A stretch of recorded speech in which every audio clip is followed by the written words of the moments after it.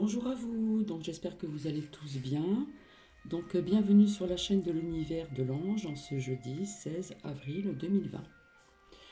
Donc j'espère que vous allez tous très bien. Je vous ai fait partager il n'y a pas très longtemps en ce qui concerne euh, une courte méditation, etc. avec des conseils venant de la Bible du Funchi, mais je n'ai pas commencé par le début. Je m'en excuse. Je vous expliquerai un petit peu qu'est-ce que c'est, le funshi, etc.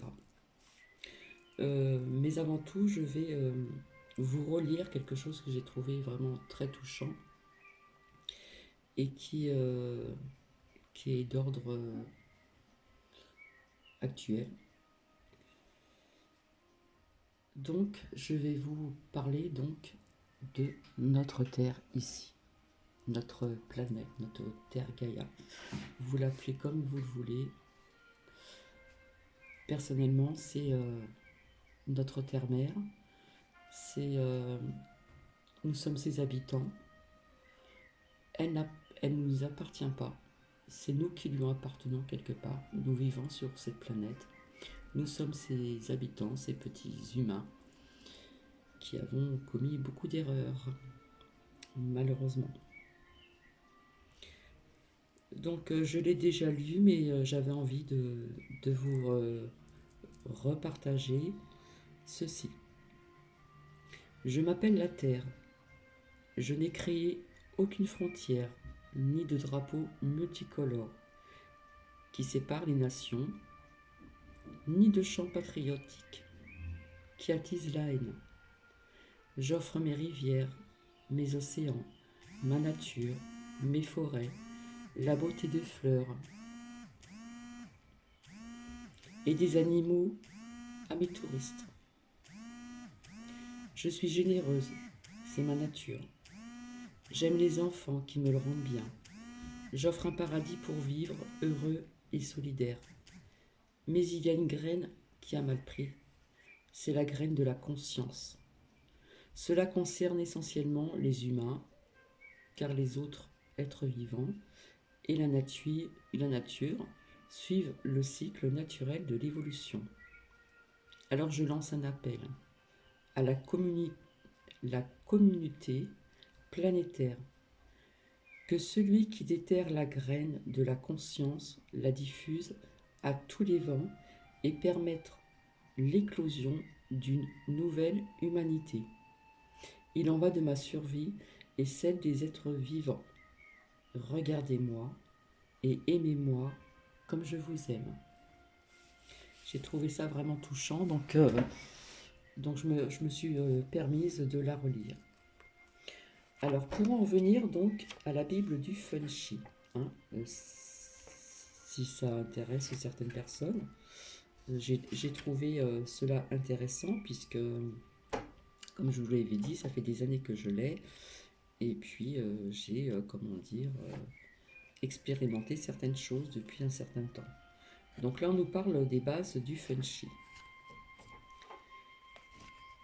Donc, malgré sa récente popularité, le Feng Shui est un art très ancien. Depuis la nuit des temps, les gens ont exploité les forces de la nature et l'énergie de la Terre pour améliorer leur environnement et leur vie.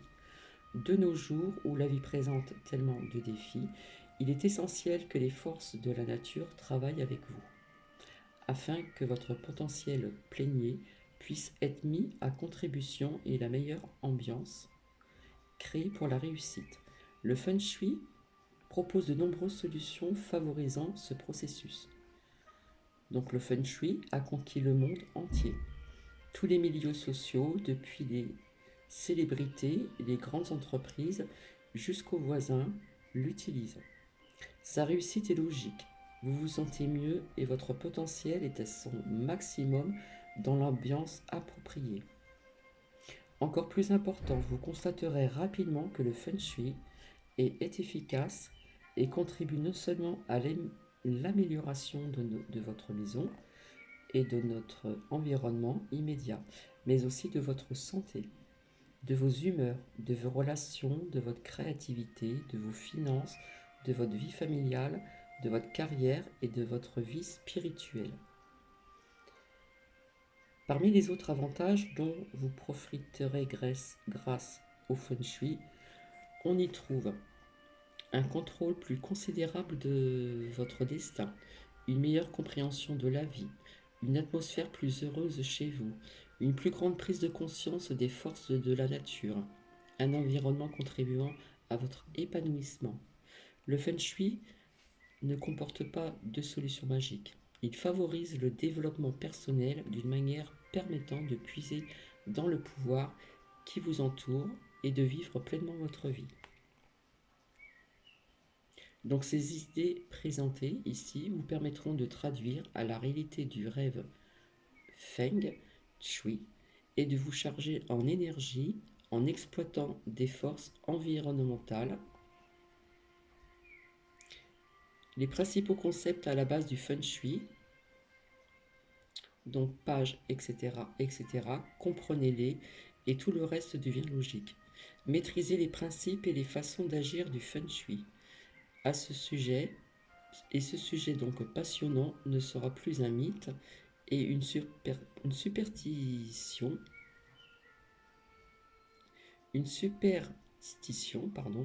mais science naturelle et bon sens pratique. Donc il y a des différents styles de feng shui.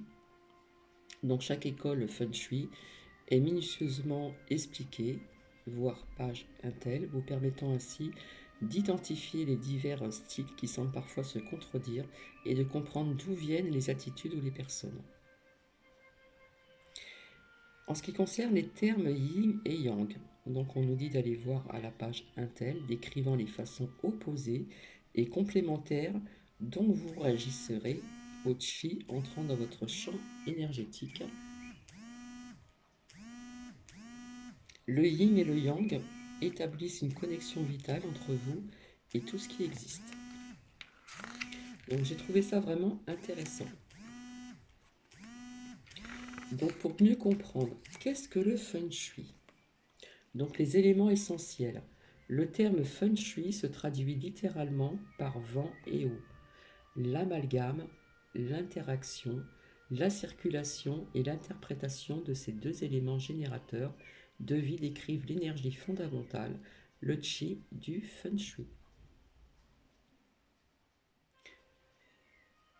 Le feng shui est surtout la façon dont vous interagissez avec votre environnement.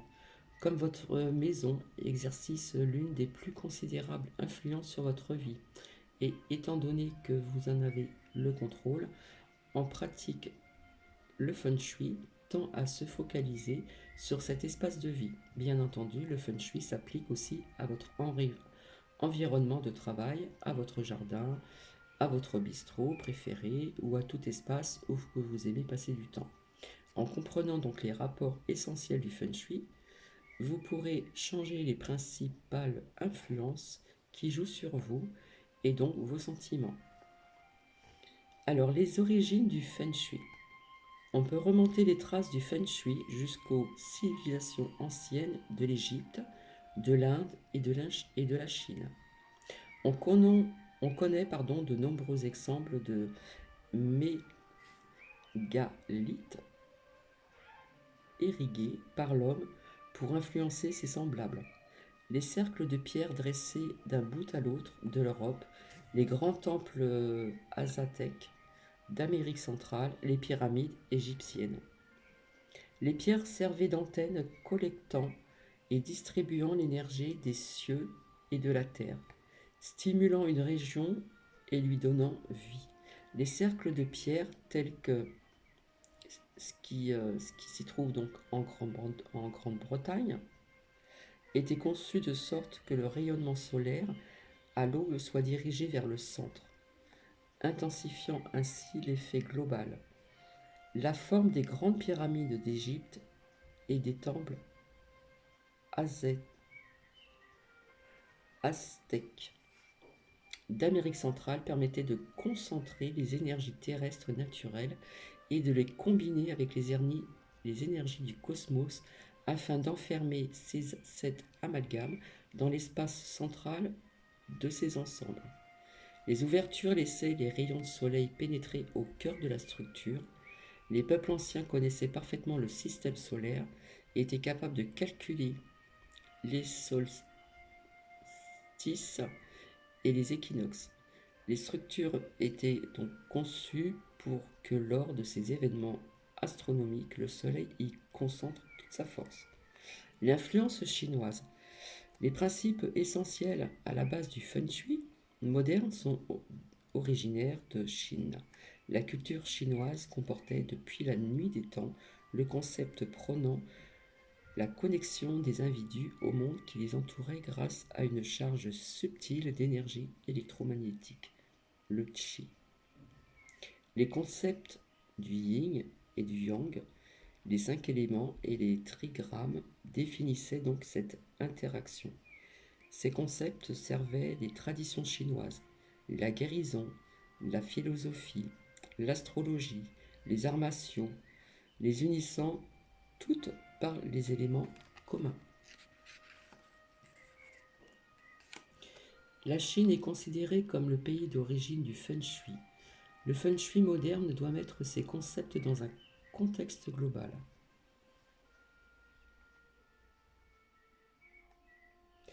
Le développement du feng shui. Comme beaucoup d'autres formes anciennes de manipulation énergétique, le feng shui a été initialement utilisé pour déterminer l'emplacement des tombes. Au fil du temps, son application s'est élargie pour inclure donc les résidences importantes. Pratique secrète, son usage était réservé aux élites au pouvoir. Après la Seconde Guerre mondiale et l'avènement du communisme, le feng shui a été interdit en Chine, mais il s'est épanoui dans les contrées voisines, Japon, Hong Kong, Taïwan, Singapour, Malaisie, Corée. Actuellement, sa popularité s'accroît dans un monde entier. Comment agit le feng shui? Le feng shui agit en parlant de l'idée d'un champ énergétique émotionnel vous traverse et entoure votre corps. L'énergie qui vous enveloppe forme votre aura. Elle circule en vous à travers les chakras et le long des méridiens. Donc ici, nous avons nos 7 principaux chakras. Mais comme je vous l'ai expliqué dans des vidéos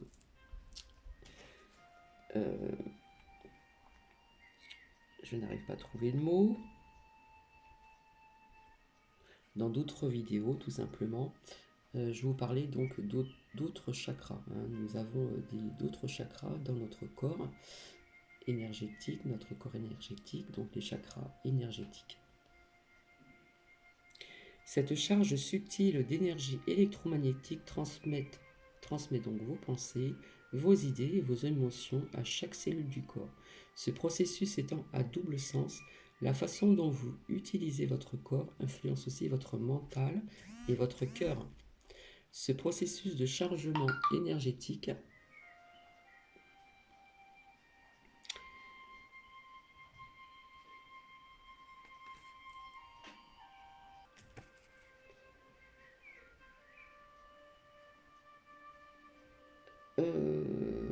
de chaque cellule unit votre être physique à votre être émotionnel. Je m'excuse, j'ai reçu un coup de fil et je regardais qui c'était sur mon portable.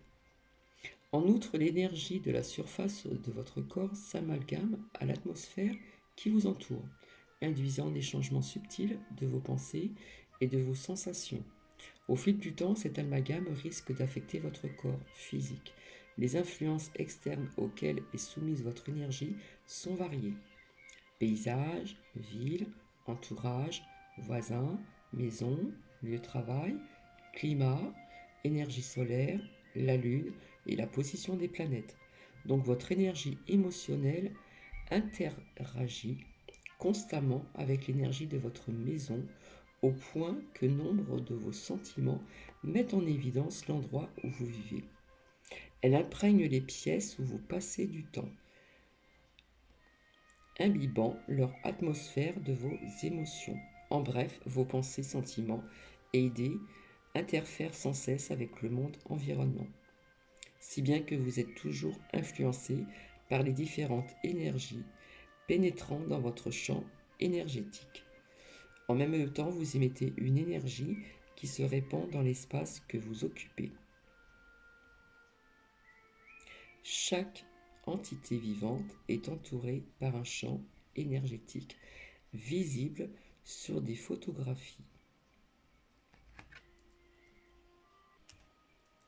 Que peut faire pour vous le Feng Shui?